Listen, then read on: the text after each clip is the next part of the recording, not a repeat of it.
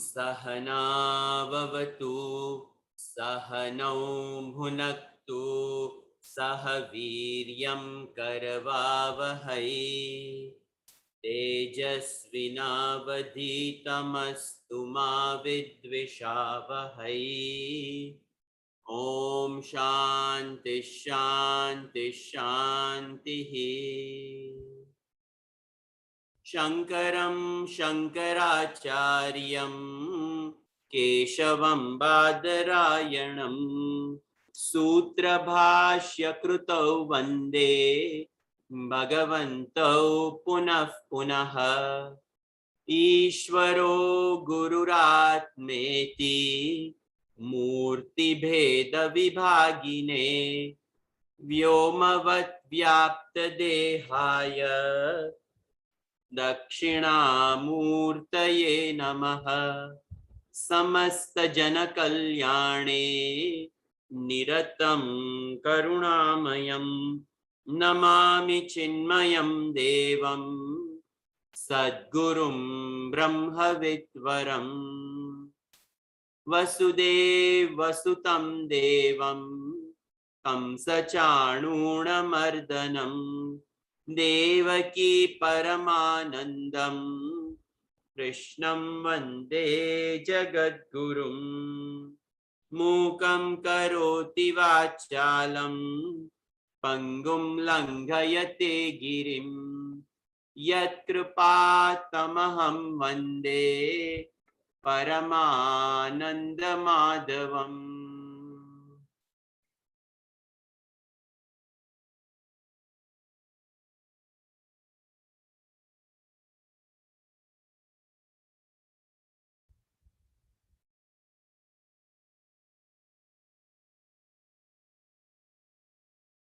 We are seeing chapter 5 of Bhagavad Gita, and we have reached Shloka number 13 in chapter 5 of Bhagavad Gita. Chapter 5 is a very important chapter in the first section of Bhagavad Gita. Bhagavad Gita is divided into 3 sections, each of 6 chapters. The first 6 chapters is Prathama Shatkam. Second set of 6 chapters is Dvitiya Shatkam, and then the third one is a Tritiya Shatkam. And in these 3 sections, these chapters of Bhagavad Gita, the Mahavakya Tattvam Asi is expounded. In the first 6 chapters, the topic is thou. In the middle 6 chapters is that.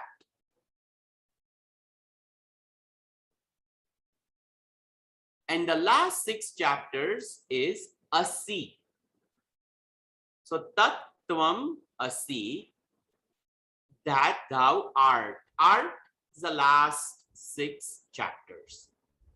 In the first 6 chapters, when we are learning about thou, ourselves, it is important to know our true identity. When that thou art is talked about, what is implied is our true identity.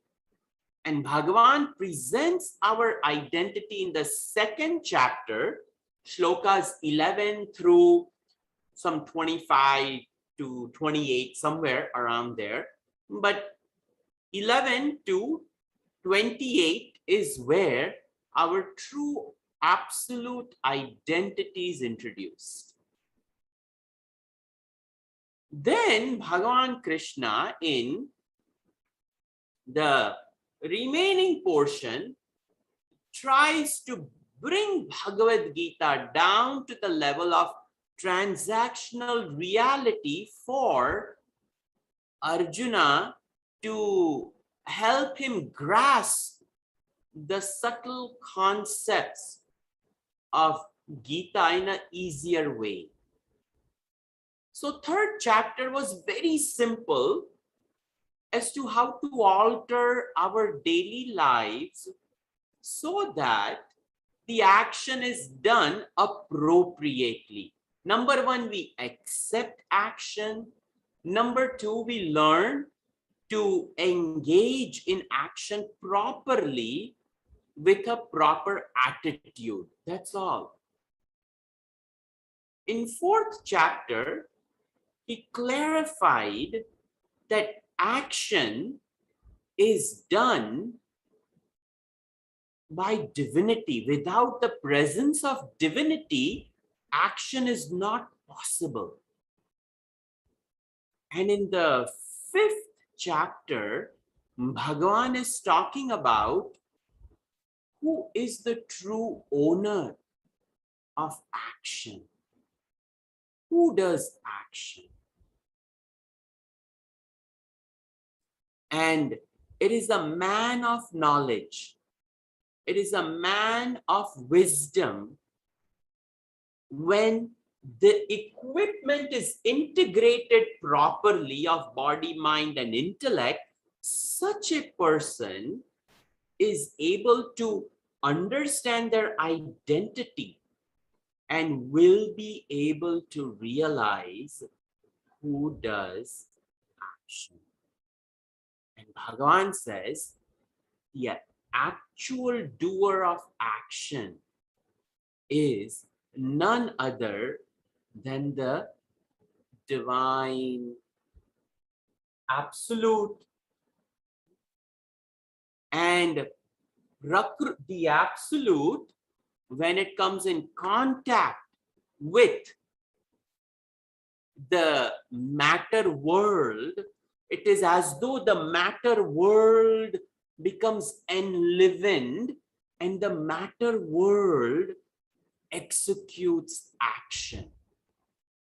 Prakrutehe kriyamanani guna karmani sarvashaha. Gunaihi karmani sarvashaha. Bhagavan says that the Prakriti, along with its three gunas, does the action. But ahankar iti mudhatma, but the embodied soul, owning up the body, owning up the mind, owning up the intellect, and owning up a seat of ownership, the egocentric personality of perceiver, feeler, thinker says that I do the action. And Bhagavan says that is inappropriate. And if the ownership is at the level of the individuality, then Bhagavan says, own up the action, then you also own up the consequences of the action. And thus, in our unintelligent living, we have incurred so much karmic debt, thinking that I have done the action. And we have owned up so much karma. It is called a total bank balance of karma known as sanchit karma. And from that bank balance of karma, we have taken a withdrawal at the time of this birth, and that is called prarabdha karma. And that prarabdha karma pushes us into our life. This is a synopsis that I have given of what has been discussed up to now. Now, Shloka number 13 onwards in chapter 5, this is the actual Jnana Yoga. because the name of this chapter is Jnana Karma Sannyasa Yoga.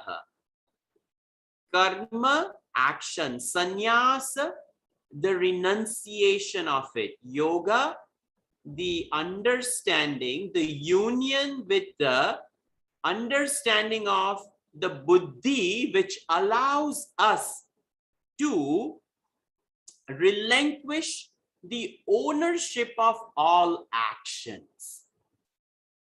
And thus, this particular section of Bhagavad Gita becomes extremely important.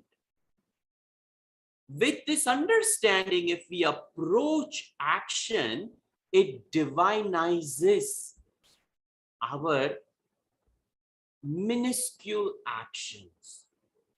It may be just a simple action, but we would have nobilized that action at the level of understanding and not at the level of an actual karma which is released in this world. So, doing an action with the understanding, and this understanding is now presented over here in these upcoming shlokas, and we see shloka number 13, chapter number 5. Sarva karmani manasa sanyasyaste sukham vashi navadvare pure dehi naiva kurvanna karayan. So it starts with a bang. The understanding, the knowledge of my identity is what is brought out over here in these shlokas from 13 through 21. The knowledge of the self which Bhagavan has discussed in chapter 2, shlokas 11 through 28. With the understanding of our higher nature and our higher identity, when we approach the action from that standpoint, from the higher, it allows us to integrate our equipment to figure out who is doing the action and for what purpose. So this shloka starts with, we have to figure out if there is an action, who is doing that action. So the noun. So what is the noun in this particular shloka? In the second line, third word, which Bhagavan has used, is called Dehi. Deha is this body. It could be the gross body of physical body or the subtle body of the mind, intellect, and the perceiver, feeler, thinker, the ego, and the flip side of intellect, memory. So when Bhagavan uses this word Dehi, Deha, body, it could be physical body or the subtle body, and the indweller of that body is referred to as Dehi. So this shloka says Dehi Vashi, that indweller is a self-controlled Vashi, Manasa Sarva Karmani Sanyasya, that indweller, divine self, which enlivens the whole body and dwells within the body, that divine consciousness, this consciousness is referred to as the indweller Dehi, and this divine consciousness is ever integrated. It is Vashi, it is always self-controlled, and this self-controlled consciousness, manasa, utilizing the equipment of the mind, renounces sanyasya, renounces sarva karmani. It renounces all the actions mentally, not physically. Now, how can we renounce an action mentally and not physically? So what is implied is physically the action will be done, because none of us can live our life without doing action. So we have to continue to do whatever we are doing from the time we wake up in the morning till the evening.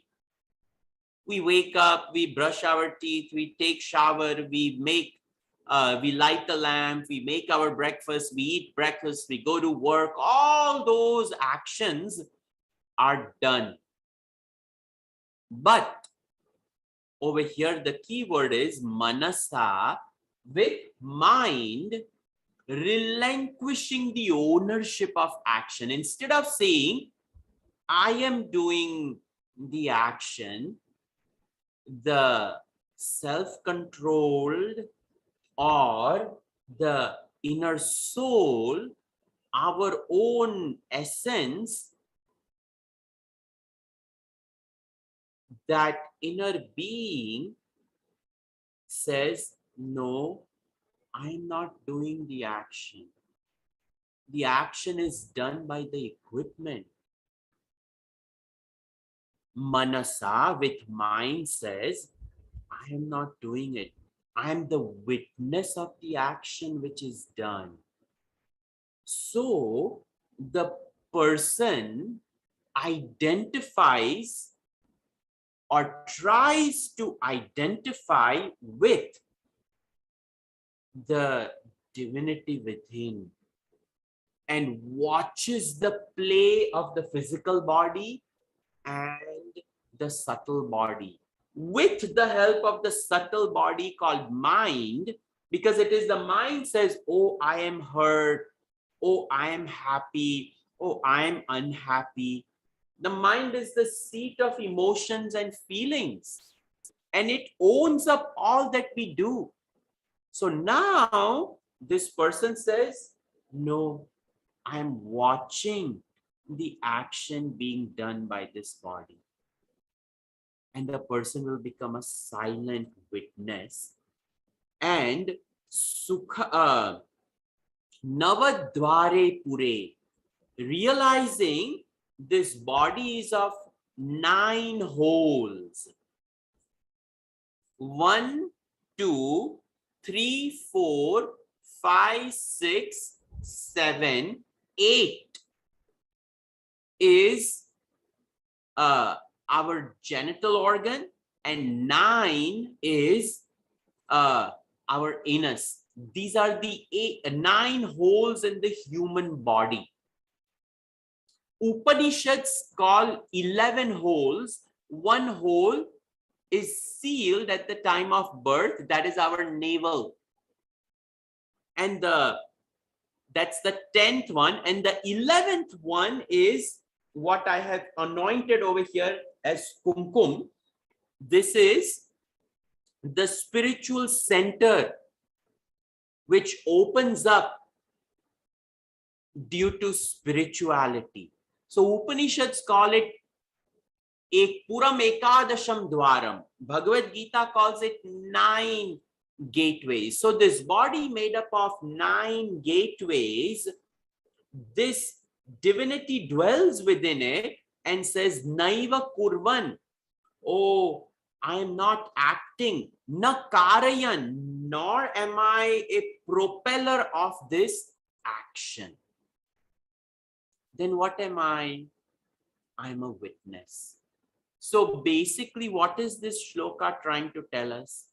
The shloka is trying to tell us is, learn to be a silent witness of our actions. We get so caught up in actions. we get so wound up in the things that we have to do, that needs to be done, or the things which are done, which were not done properly. Our energy is dissipated in the actions that we have to do, in the actions which are being done, or the actions which have been done.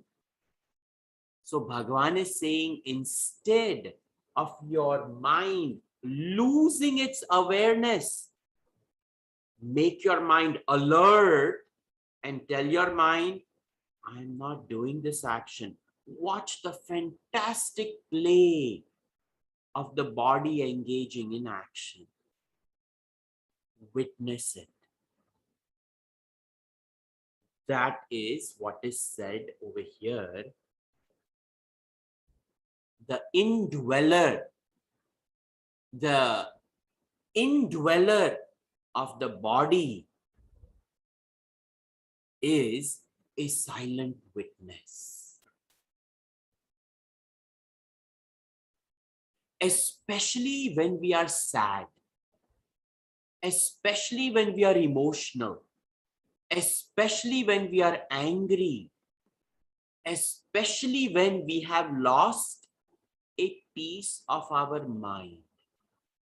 If we declutch from our life and silently watch the play,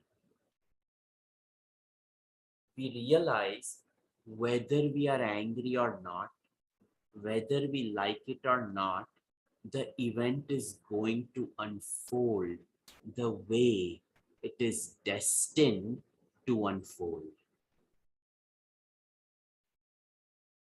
We have no hands that can control the universe. People are scared of corona virus. Oh, I will not fly. Oh, I will not do this. How much can we, hide? How much fear? There comes a point in time when we have to realize, I will take necessary precautions.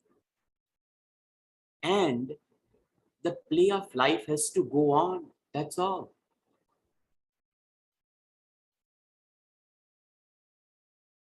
This is called understanding. This is called knowledge. If we unnecessarily start debating these ideas, either with a co-worker or even with your local groceries shop clerk, why are you not wearing a mask? It's none of our business. What can we do? We have to wear a mask, that's all. The less we talk and the more we observe and remain silent at the level of the mind, that is called renunciation of action. Action is done, but the mind doesn't give any running commentary. It doesn't give any running commentary behind our action or somebody else's action. Living in the fort of 9 holes, the divinity remains pristine and where it is and doesn't intermingle with the process of life. And that is what is called Jnana Nishtha, which is indicated by the word over here, Vashi, a self-control. A self-controlled one remains alert, observes, hears, participates in the process of the world by being there, but doesn't intermingle with the process of the universe. This is a man of wisdom. This is a man of knowledge. What does that person do? They relinquish doership. That is called manasa sanyasta. By mind, they have given up action. Action we cannot give up, but what we can give up is the ownership of that action. Oh, the action is done. The action is done as an offering. And it is a privilege to offer this action to Bhagavan Krishna. With such an attitude, one does an action and doesn't own it up. Such a person finds life to be joyful. Such a person doesn't get carried away with the highs and lows of life, because they have made themselves the observers of the process of the universe. So, Bhagavan says, learn to be a silent witness within the body. Continuing next shloka. Na kartrutvam na karmani lokasya srujati prabhu na karma phala samyogam svabhavastu pravartate. Now, if you want to know what is a definition of God, this is a shloka. You can write down in the margin definition of God. This is what Bhagavan reveals, what is a definition of God. So, Prabhuhu, the last word in the first line, it is said Prabhuhu. Prakarshena bhavati. The one who is who is self-being. It's a name of Bhagavan. Prabhuhu. Vibhuhu is also another name of Bhagavan. It comes in Vishnu Sahasranam. So Vibhuhu, Prabhuhu. So over here, Prabhuhu Sarva Samartha and Swayam Siddha Atma. That Paramatma, that divine consciousness is referred to as Prabhu. And what does it say over here? Prabhuhu lokasya na kartrutvam na karmani srujati. Bhagavan over here, lokasya, of this world or for this world, in these people of the world, na kartrutvam. He doesn't give the agency of doership. Na karmani, nor does he do the action. Srujati, he does not create a doership, nor does he create an action. Not only that, na karma phala samyogam. Bhagavan also does not create somebody's union with the actions, the fruits of actions. Then what? Then who does the action? And who unites? So then the last line says, Swabhavastu pravartate. it says that it is nature which prevails and leads beings into action. That's all. See, the thing is, when we do some actions and when something bad happens, a lot of people say, "Arey, why did God do this?" You know, even this coronavirus. Why did Bhagavan have to create such a pandemic?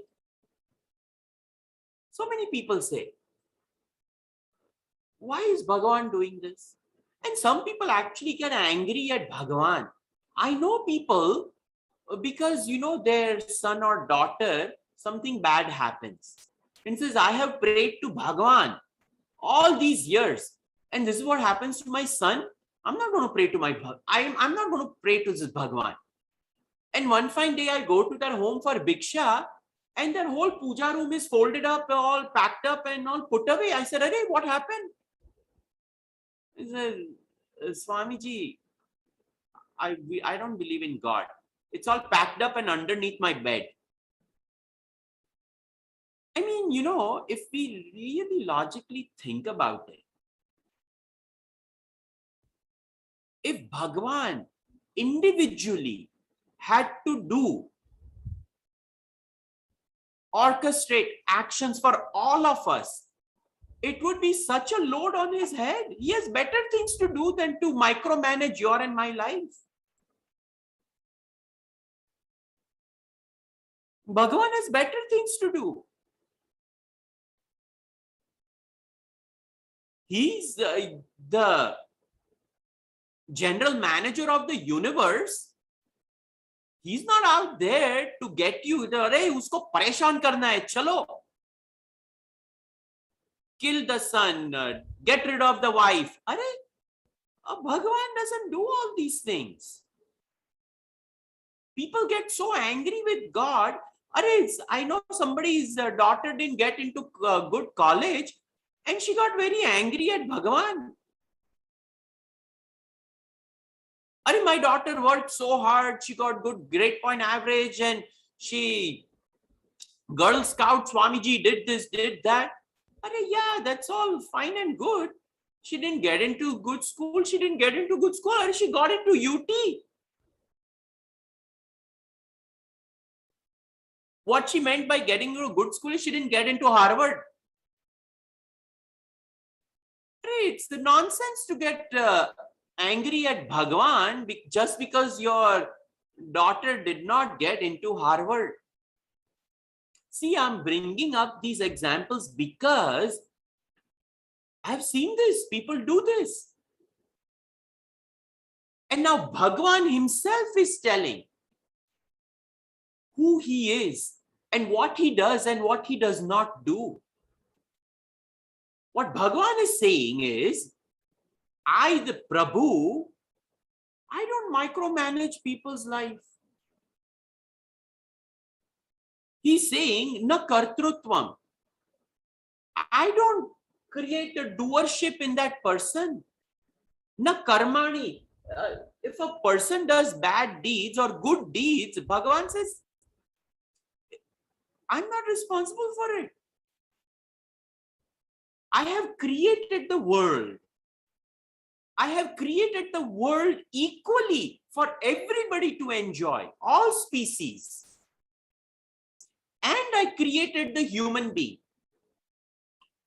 In the human being, I gave an extra faculty of intelligence, which, by the way, I did not give to any plant kingdom or animal kingdom.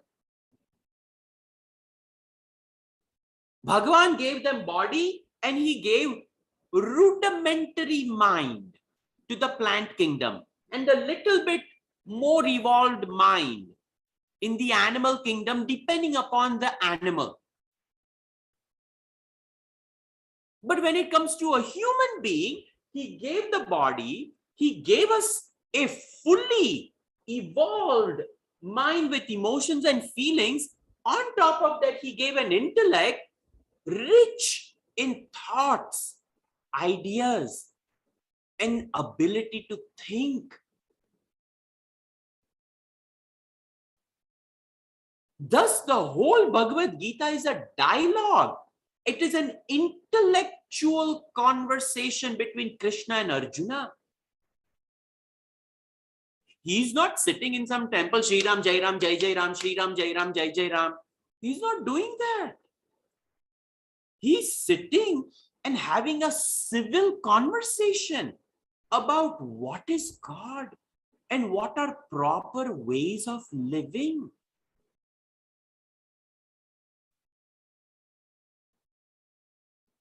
When a child is growing up, the parents are responsible for that child's behavior.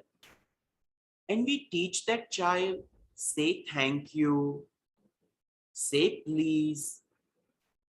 And these are taught values. You don't remind a 35-year-old son, say thank you and please. By that time, it's too late.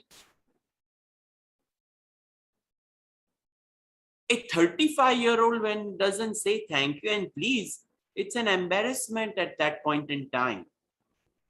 And water is gone over life. Because the equipment was not integrated. So what Bhagavan is saying, Arjuna, you are asking me about this war and angry at this war. That you don't want to fight. And why did Bhagavan create war? Why are my cousins so terrible? Why is it that they try to insult our Draupadi? We cannot answer those questions. But what we can do is intelligently learn to navigate through understanding of what is a God's responsibility, what is the universe's responsibility, and what is my responsibility in the triad of Jeev, Jagat, and Ishwar. We have the Jiva, which is who we are. Jagat, the place in which we live. And Ishvara, the Lord of the universe. It is very easy to blame God. It is either people don't believe in God, and after they come to believe in God, the belief system is so weak that they end up blaming God. Without even knowing what a God is, or what is his purpose, and what is our purpose. God is already evolved. God knows who he is. He knows he's God. But the Jiva, which is us, we don't know who we are. That is a rudimentary problem. God knows his nature. We don't know our nature. And because we don't know our nature, we assume. We have made some assumptions about God's nature, which is what is getting us into trouble. So over here, the nature of God is revealed, and the nature of Jiva is revealed, and the nature of Jagat is revealed. Over here, Prabhu, God, na kartrutvam. Bhagavan says, Arjuna, I am not an agency of doership in someone. Neither do I propel that person to do action, karmani. Neither am I uniting that person's action done in the pluralistic world with their prarabdha. That prarabdha has come because independently they have decided to act upon the world and done action thinking that I am the doer. because the lady assumed the fact that she is the best mother and she has done the best job, and that she has a desire for her daughter to go to Harvard. When that doesn't happen, she looks for an entity to blame.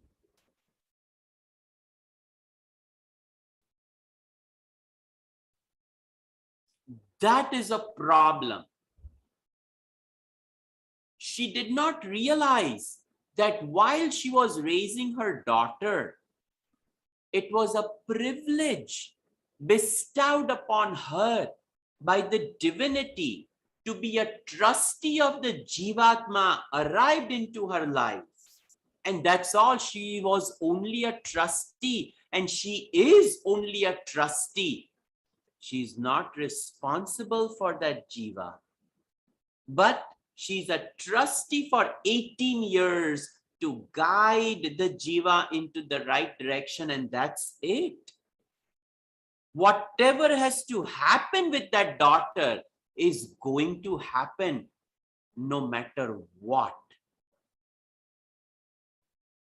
That understanding she does not have. That is a mature understanding that each one of us come with our baggage of karmic debt. Sometimes it is painful for the parent to watch the child's ugly karmic debt unfold. What to do? The parents may have had a wonderful marriage and they see their own children's marriage falling apart and they see their own children sad. What can that parent do?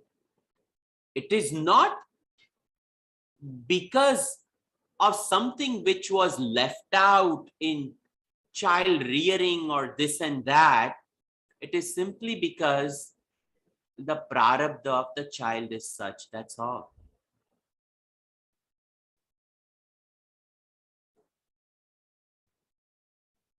So, this addresses us. This understanding is only for us. We cannot force others to understand this because we have picked up Gita. And it is us who need to integrate ourselves properly. So this shloka is saying that in case if we identify with an action and we do the action, we are responsible for it. Not in case. We have already done it. And that is why we find ourselves with a mess of karmic debt. Because we assumed I am doing the action. And Bhagavan says, Arjuna, I only created the body and the equipment, but I did not create a desire in you to go chase various things. The desire belongs to you. And you acted upon the desire. And you created your reality. And upon you creating your reality, I have nothing to do with it.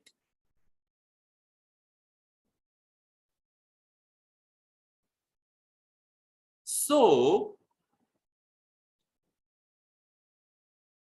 the takeaway point over here is Swabhavastu pravartate, the fourth quarter of the shloka. The Prakriti, Swabhav, the Swabhav of the body, each one of us has a unique body. Each one of us has a unique mind, unique intellect, unique ego, and unique memory, unique vasanas. This is called Swabhav. It is called nature. our tendency is in that direction. What can you do with that tendency? I'm dealing with this one boy, the UT student. Parents have already kicked him out because they say you are gay. If you don't fix yourself, we are not going to take you back and we will not pay for your school. This boy went through therapy. They send him to some fix workshops. He came back and said, Swamiji, what do I do? I cannot fix myself. This is who I am. This is called Swabhavastu Pravartate. There is a genuine urge in this person to be normal, quote unquote, what society calls normal. He's given his best. And in the end, he's not been able to. And he says, I'm living with the consequences. He graduated last year, doesn't have a place to stay. I introduced him to some families who can take care of him while he gets his life back together. But you know, certain things, the swabhav is like that. What can we do? Really noble kid wants to do good, is not acting upon desires, wants to achieve and do well, but he comes with certain kinks.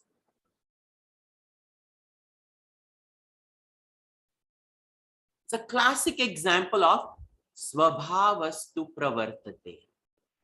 You try to make a lion in Serengeti vegan. Instead of giving him meat, give him fake meat made out of tofu. Will it work? The prakruti of a lion is to kill and eat. It is swabhav. And the lion is not being mean by killing a deer or a wildebeest. The lion is simply being a lion. And the wildebeest is simply being a wildebeest. The minute it sees lion, it starts running because it knows it's going to pounce upon it. It is called prakruti, swabhav. So each one of us are packets. We are a particular body type. Even when you are raising children, you may have 2-3 children, same set of parents, and you wonder how these children are so different, isn't it? The body types are different. The food requirement is different. One refuses to eat a particular food. The other one relishes that food. What can you do? It is the tongue. You may impress upon that child that no, you must eat vegetables, and you force. What do? In the same family, 2-3 kids are all very different. Physical bodies are different. The minds are different. The intellect is different. And each one of them will come with different vasanas. You ask all 3 of your kids, everybody is going to do piano. Everybody is going to do soccer. Why? It will make my life easy. One car, I'll take all of you to the same soccer ground, play soccer. Arey, but one of them does not want to play soccer. What can you do? And that poor child you throw on the soccer field gets beaten up and just doesn't want to play soccer.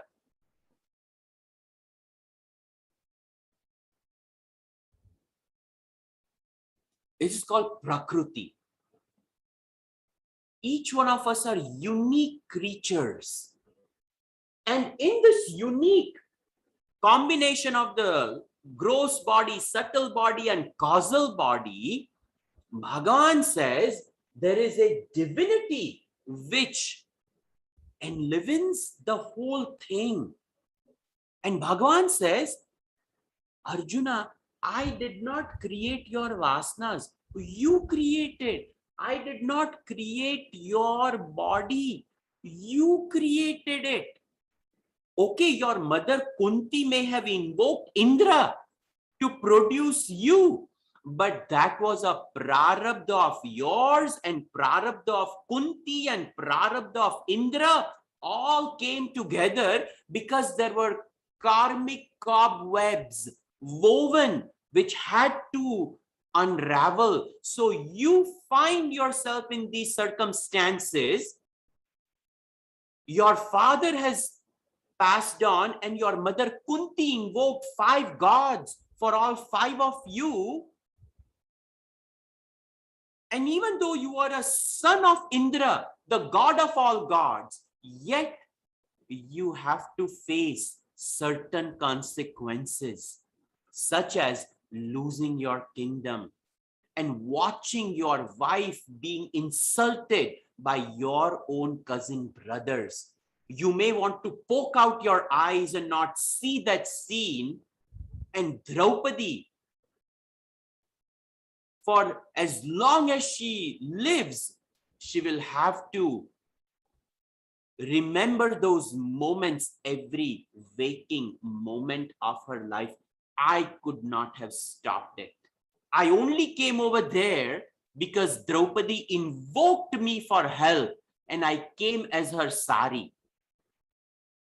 But I cannot take away the event because this was part of Draupadi's prarabdha.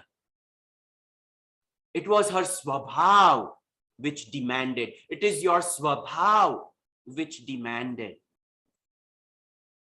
So to blame Bhagavan for this war or for your unfortunate situation in Hastinapur, it is not right. You have not understood what God Tattva is. God is not creating your prarabdha. You have created. God has not created your subtle body. You have created your mind by every thought that you have thoughted in innumerable past lives has created your mind, your intellect. And if your body comes with some challenges, even those challenges you have demanded by certain prarabdha of past lives. So Arjuna, do not over here blame God, either for your ill fate, for your own body, subtle body, or for your gross body. People blame God for being emotional or not being intelligent. Bhagavan says, I didn't create that. You created it. It is your swabhav. And your swabhav was not just thrown and put it back together. It was the blueprint which was followed by the universe. And the external universe has been created by the total blueprint, and you have been created by your individual blueprint. And I cannot intermingle with anybody's blueprint. So if you think that God is interfering with your actions, he is not. We are responsible for our actions. All Bhagavan is saying over here is, understand who is God. God is the divinity as a catalyst that enlivens the material matter world of the five elements and it brings alive. But God has not created yours and mine's fate. We are the authors of our own destiny, thought by thought, idea by idea, we have put it together. Each and every single one of us, including the animal which dies in Serengeti at the jaws of a lion, and the other one escapes, it is because its fate was sealed to experience death at the jaws of a lion. The whole universe is a story told of action. In the past, that wildebeest must have done something with that lion, for it is repaying its debt in the highest manner, giving its life. Your children are not accidents. Whether you planned it or unplanned it, you had unfinished karmic debt with your child. Even you sitting over there and watching this video with me, I have some unfinished karmic debt with you that you have dialed in and tuned into this virtual pravachan. You have choices whether to dial in or not. I'm not asking you to or forcing you to, but the very fact that you decided today you will join in. It was 1 hour of karmic debt which you are erasing with me, and I'm erasing that karmic debt with you.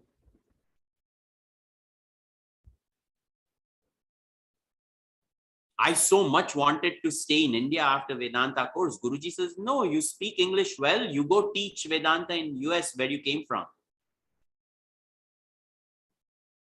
Are so many karmic debts that had to be fulfilled. So each one of us are a tiny little piece in a jigsaw puzzle of the universe. And we cannot blame God for our piece to be that piece. We simply have to accept it.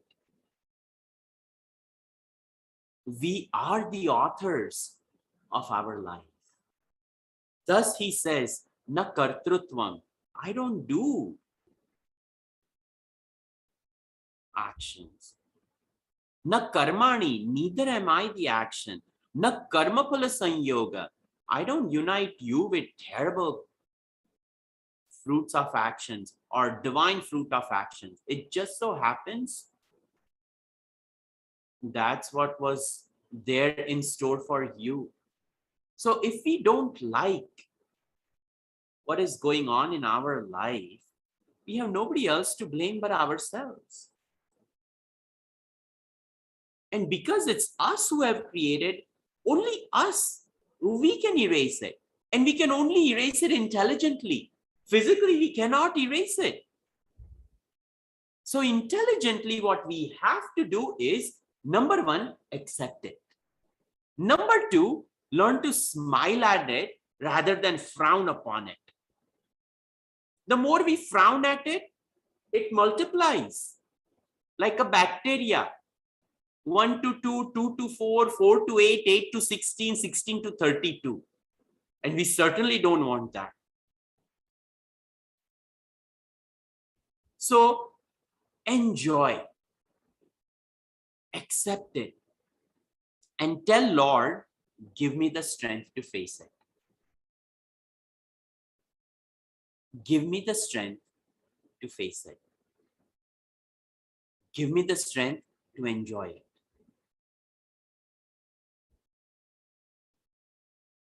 This is how we intelligently work with the universe,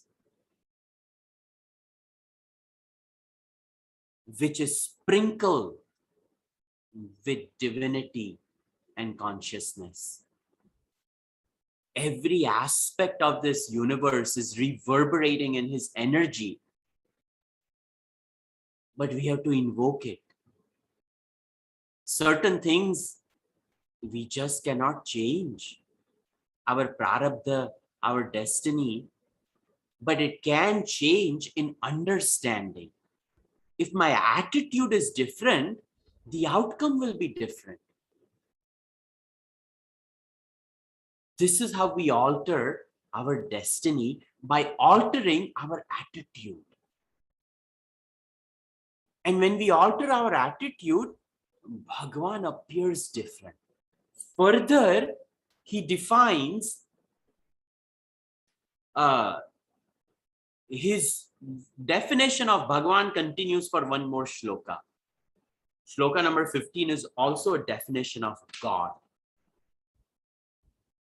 Okay, we will continue that next week, definition of Bhagavan again. These are fairly important shlokas for us to ponder upon. For when we go and sit in a temple and we are staring at a granite statue or a marble statue or whatever we are staring at, we should have a healthy relationship on the inside. One is a statue on the outside, and one is the relationship on the inside. And the relationship on the inside is more important than what we do as transaction with the statue. We get caught up in our transaction with the statue. Oh, if I don't give 1 kg's banana, oh, Ganesha will be angry. But what is your relationship with Ganesha in the head? Our relationship with Vinayaka Swami in our head, if we love him, that love is more important than 1,000,000 kgs of bananas that you can offer a statue, you know? This is how Pulyar Swami works. Okay, we will continue this next week. Om Sarve Bhavantu Sukhinah, Sarve Santu Niramayah, Sarve Bhadrani Pashyantu, Ma Kaschit Dukkha Bhag Bhavet. Om Shanti Shanti Shanti. Harihi Om Shri Gurubhyo Namaha. Harihi Om.